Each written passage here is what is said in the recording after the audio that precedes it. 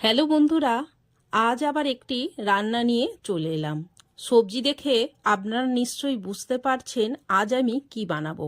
শীতকালে এই রকম চচ্চড়ি খেতে খুব ভালো লাগে। আমি এখানে সবজি নিয়েছি আলু, বেগুন, শিম, মূলো, ফুলকপির ডাঁটা আর বড়ি। এখানে সব সবজি এইভাবে কেটে ধুয়ে রেখেছি।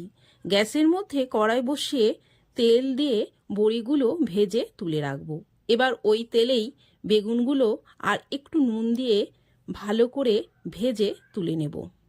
এবার কড়াইয়ে আর একটু সর্ষের তেল দিয়ে দেব। একটা শুকনো লঙ্কা আর কালো জিরে দিয়ে আলুগুলো দিয়ে একটু ভেজে নিয়ে মূলো, শিম দিয়ে আবার একটু ভেজে নেব। এখানে গ্যাসটা লো টু মিডিয়ামে রাখব।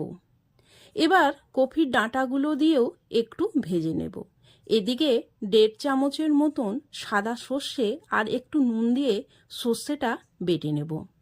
এবার সবজির মধ্যে স্বাদ মতো নুন, হলুদ গুঁড়ো, অল্প লঙ্কা গুঁড়ো, সর্ষে বাটাটা দিয়ে সবজির সাথে মশলাটা মিশিয়ে নিয়ে অল্প চিনি দিয়ে ভালো করে সবজিটা আর মশলাটা কষিয়ে নেব। এবার জল দিয়ে নেড়ে চাপা দিয়ে দেব 10 থেকে 15 মিনিটের মতন। 15 মিনিট হয়ে গেছে, চাপা খুলে নেড়ে বেগুন ভাজাগুলো দিয়ে নেড়ে আবার চাপা দিয়ে দেব 2 থেকে 3 মিনিটের মতন।